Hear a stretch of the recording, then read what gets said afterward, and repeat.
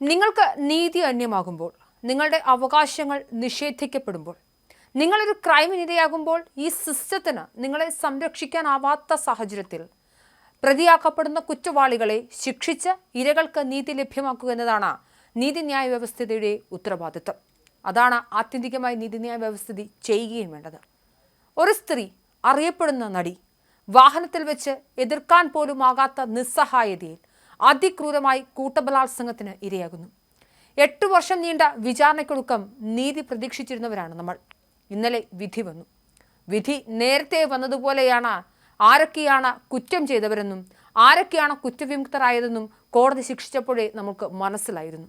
അതിൽ നീതിയില്ല, അനീതി മാത്രമേ ഉണ്ടായിരുന്നുള്ളൂ എന്നും തിരിച്ചറിവ് നമുക്ക് വന്നിരുന്നു.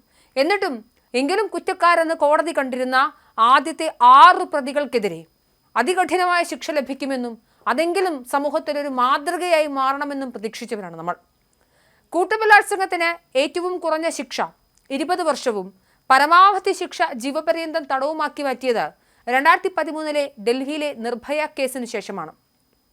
ഇന്ത്യൻ പീനൽ കോഡിൽ സ്ത്രീകൾക്കെതിരെയുള്ള കുറ്റകൃത്യങ്ങൾ സംബന്ധിച്ച സമഗ്രമായ ഭേദഗതി വരുത്തിയതിനെ തുടർന്നാണ് 376D എന്ന ഒരു വകുപ്പ് എഴുതി ചേർക്കുന്നത്. പരമാവധി ശിക്ഷ ജീവപര്യന്തമാക്കി മാറ്റിയെന്ന് മാത്രമല്ല, ഇതിനൊരു വിവരണം കൂടി കൊടുത്തിരുന്നു. ശേഷിക്കുന്ന ജീവിതകാലം മുഴുവൻ ജയിലിലായിരിക്കണം എന്നതായിരുന്നു അത്. കൊലക്കുറ്റത്തിന് പോലും ഈ ഒരു നിർവചനമില്ല. പക്ഷേ ഇവിടെ ജീവപര്യന്തം ആർക്കുമില്ല.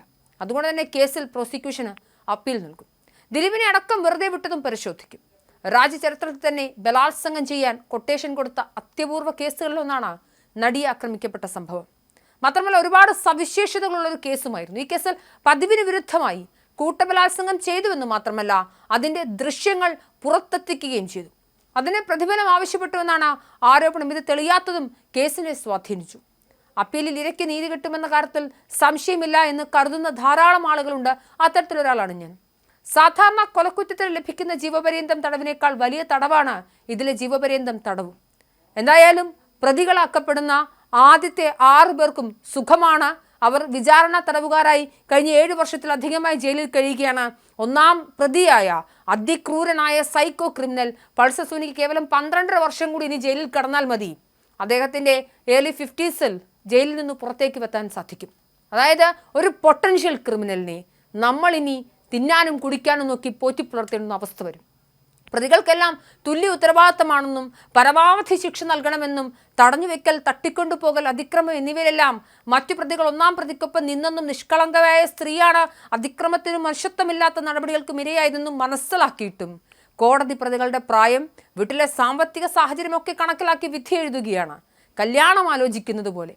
അതായത് ഒരു സ്ത്രീയെ കൊട്ടേഷൻ കിട്ടി പീഡിപ്പിച്ച് കൊടും ക്രിമിനൽസ് ക്രൈം ചെയ്യാൻ സമയം പോലും അവർ പോലും പരിഗണിക്കാത്ത പ്രശ്നങ്ങൾ, അവരുടെ സാമ്പത്തികം, അവരുടെ പ്രായം, അവരുടെ ഭാവിയൊക്കെ കോടതി മുഖവിലേക്കെടുക്കുന്നു. മാത്രമല്ല 1-ാം പ്രതി ഒഴികെ മറ്റാർക്കും ക്രിമിനൽ പശ്ചാത്തലമില്ലെന്ന വാദവും പരിഗണിക്കുന്നു.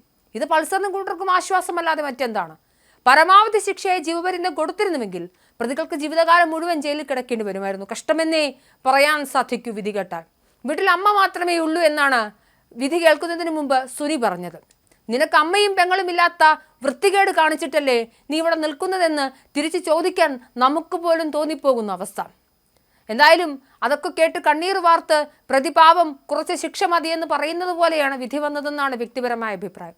ഗൂഢാലോചന നടത്തിയവർ കുറ്റവിമുക്തരായപ്പോഴേ ഇത് പ്രതീക്ഷിച്ചതാണ്. അതിലപ്പുറമായി ഒന്നും പ്രതീക്ഷിച്ചിട്ടുമില്ല. നമ്മുടെ നാട്ടിൽ എൻകൗണ്ടർ ചെയ്ത് പീഡിപ്പിക്കുന്നവരെ കൊല്ലുന്നത് ഗോത്രീയമാണെന്നും 1000 കുറ്റവാളികൾ രക്ഷപ്പെട്ടാലും ഒരു നിരപരാധി പോലും ശിക്ഷിക്കപ്പെടാതിരിക്കരുത് എന്ന ബ്ലാക്ക് സ്റ്റോൺ റേഷ്യോ ആണെന്ന് നമ്മുടെ നീതിയുടെ ആണിക്കല്ലെന്നും ആൾക്കൂട്ടത്തിന്റെ നീതി ന്യായയുക്തമല്ല എന്നും കൃത്യമായ ബോധ്യമുള്ളൊരു വ്യക്തിയാണ് ഞാൻ. പക്ഷേ ഈ ഘട്ടത്തിൽ സുനി അടക്കമുള്ള ആദ്യത്തെ 6 പേർക്ക്, അതായത് ക്രൈമിൽ നേരിട്ടിടപെട്ട ആദ്യത്തെ 6 പേർക്ക് ആ നടിയെ അതിഭീകരമായി കൂട്ടബലാത്സംഗം ചെയ്ത് അത് വീഡിയോ ചിത്രീകരിച്ച് അതൊരു കൊട്ടേഷൻ പീഡനമാണെന്ന് കൃത്യമായി തെളിയുന്ന കാര്യത്തിൽ പോലും അവർക്ക് ശിക്ഷ ആവശ്യത്തിന് ലഭിച്ചില്ലെങ്കിൽ എൻ്റെ സ്ത്രീകളെ, എൻ്റെ പെണ്ണുങ്ങളെ, എൻ്റെ കൂടപ്പിറപ്പുകളെ നമ്മൾ പരാജയപ്പെട്ടു പോയിരിക്കുന്നുവെന്നേ പറയാൻ സാധിക്കുകയുള്ളൂ. എനിക്ക് എന്തായാലും ഒരു കാര്യം കൂടി പറയേണ്ടതുണ്ട്. ആണിന് പെണ്ണിനെ തകർക്കാൻ, പെണ്ണിനെ തീർത്ത് കളയാൻ ഈ 21-ാം നൂറ്റാണ്ടിലും ഈ 2025-ലും മാനം കെടുത്തിയാൽ മതി അവളെ എന്നുള്ളൊരു സാമൂഹിക നിർമ്മിതിയുണ്ട്. ഈ സാമൂഹിക നിർമ്മിതി നിലനിൽക്കുമ്പോഴും ഇനിയും 100 കണക്കിന് പൾസർ സുനിമാരുണ്ടാകും. ഉപാധികളില്ലാതെ അവൾക്കൊപ്പമാണ്, അവൾക്കൊപ്പം മാത്രമാണ്.